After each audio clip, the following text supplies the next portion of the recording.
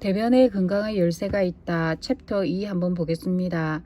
몸 안에 변이 몸속에 오래 머무르게 되면 그만큼 독소도 몸 안에 오래 머무르는 결과를 초래한다. 장 속의 독소는 장벽을 약화시켜 장누수를 일으킨다. 즉 장벽을 뚫고 독소가 순환계로 침입하여 피를 탁하게 만드는 것이다. 탁해진 피는 온몸을 돌면서 세포를 오염시켜 각종 질환을 발생시킨다. 그래서 대변의 관찰을 통해서 건강을 체크하자라고 이야기하고 있습니다. 설사 역시 변비만큼 좋지 않은데 이는 장 속에 유해균이 많다는 증거이다. 즉 우리 인체는 부패한 음식을 빨리 배설시키기 위해 설사 현상을 일으키는 것이다. 가장 좋은 대변의 형태는 바나나 모양의 자루변이다라고 이야기하고 있습니다. 대변은 글자 그대로 크게 편안한 것을 뜻한다. 대변을 본 뒤에는 아랫배가 후련하며 머리가 맑아지는 느낌이 들어야 한다.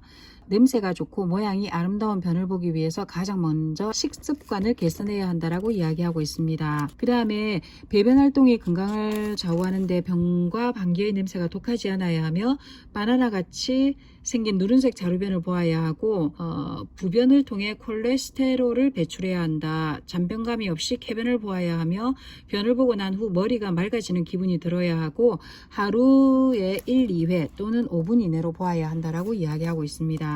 그 다음에 만병의 근원은 가식이다라고 이야기하고 있거든요. 당뇨는 병이라기보다는 우리 몸이 죽음으로부터 스스로를 구하기 위한 고육지책이다 라고 이야기하고 있습니다.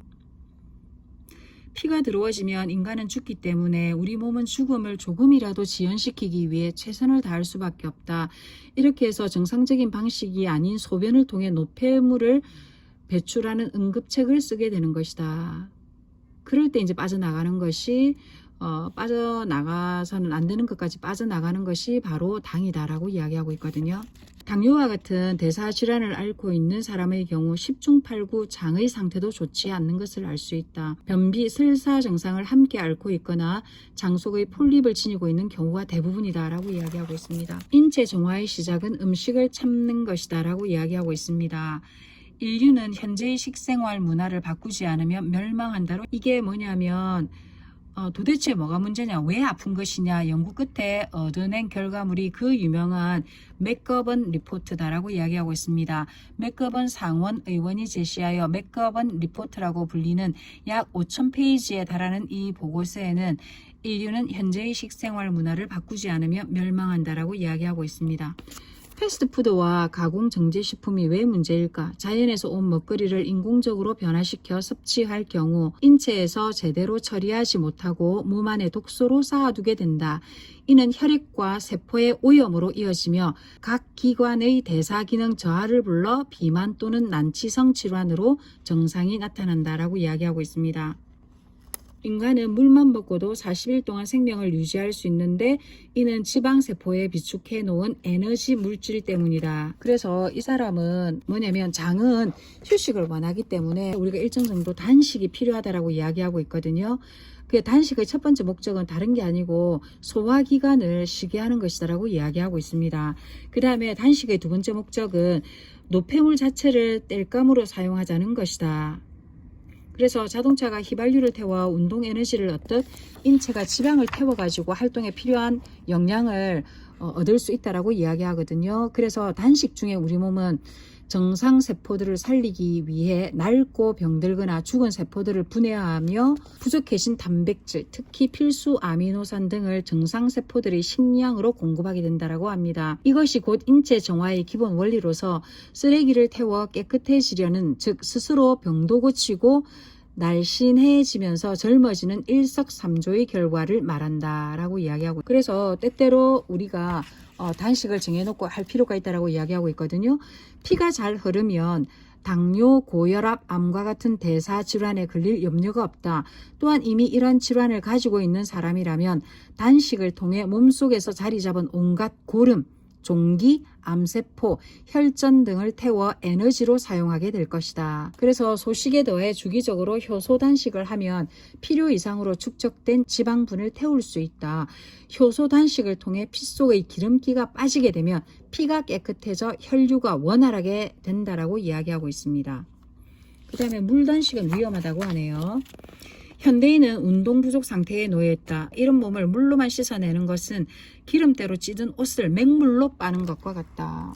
기름때로 찌든 옷을 맹물로 빠는 것과 같다라고 이야기하고 있네요. 당뇨 인구 1천만 시대다. 당뇨는 대사효소의 결핍이 불러일으키는 대표적인 질환이다.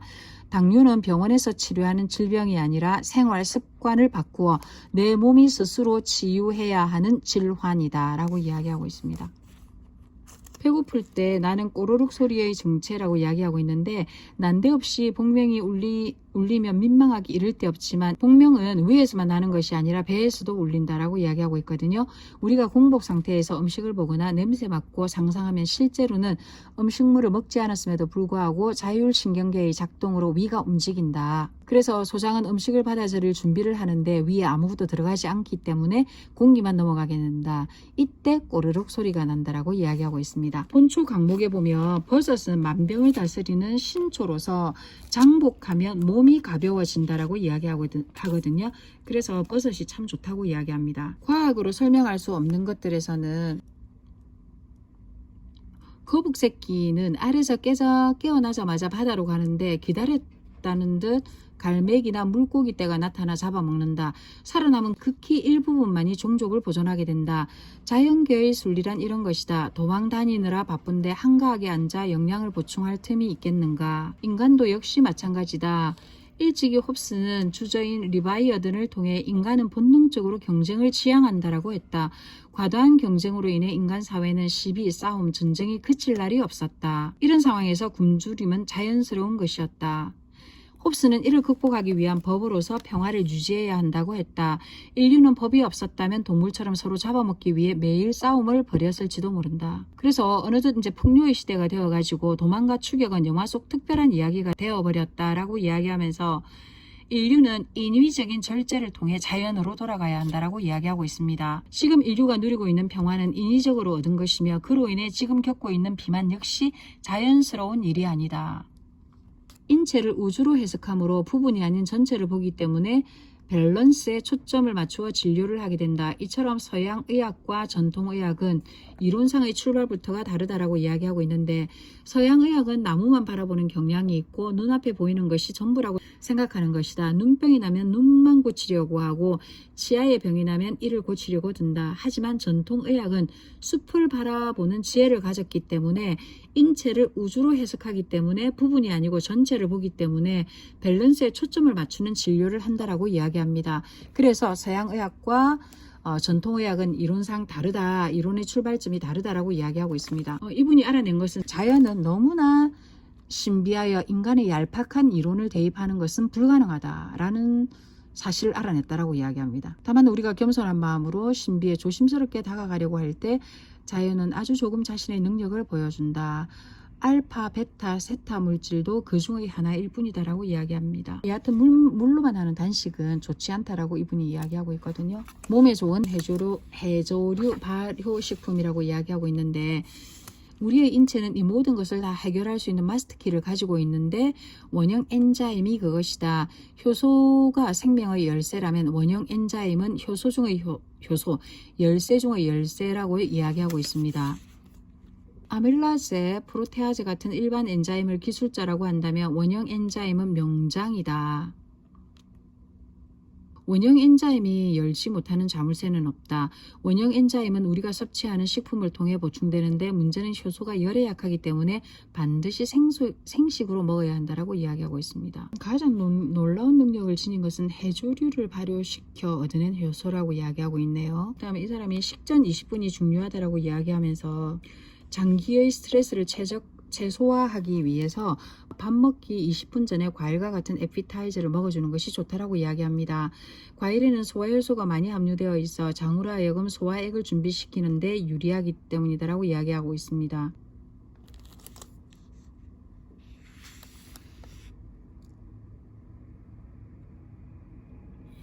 근데 이분은 이제 뭐냐면 배가 고프지도 않은데 갑자기 음식을 먹게 될 경우는 장기는 준비 없이 급하게 소화액을 만들 수밖에 없기 때문에 이런 일이 반복되면 스트레스를 받는다고 이야기하거든요. 그래서 일단 배가 고플 때 먹으라고 이야기하고 있어요. 그 다음에 이제 변이 많이 나올 때 이런 변은 지독한 악취를 풍길 뿐만 아니라 검은색을 띠고 있다고 이야기하네요. 금강백세의 원칙이라고 이야기하는데 식사 시간을 규칙적으로 하고 간식을 하지 말고 과식을 자제하며 야식을 하지 말라라고 이야기하고 있습니다. 그 다음에 단순하고 다양하게 먹자. 가공식품은 피하고 음식은 꼭꼭 씹어 먹고요. 육류를 자제하자라고 이야기하고 있습니다. 야식을 했을 경우에는 아침을 굶는 것이 좋고 반드시 감사하는 마음으로 먹자라고 이야기하고 있거든요. 평소에도 자신과 타인의 결점을 받아들이고 용서하는 자세를 갖도록 하자라고 이야기하고 있습니다. 일단 생명이 살아나는 호전 반응에서는 변이 이제 중요한 역할을 하고 있기 때문에 이 장에서 이 사람이 이야기하는 거는 변에 관한 이야기입니다. 2부 이상입니다.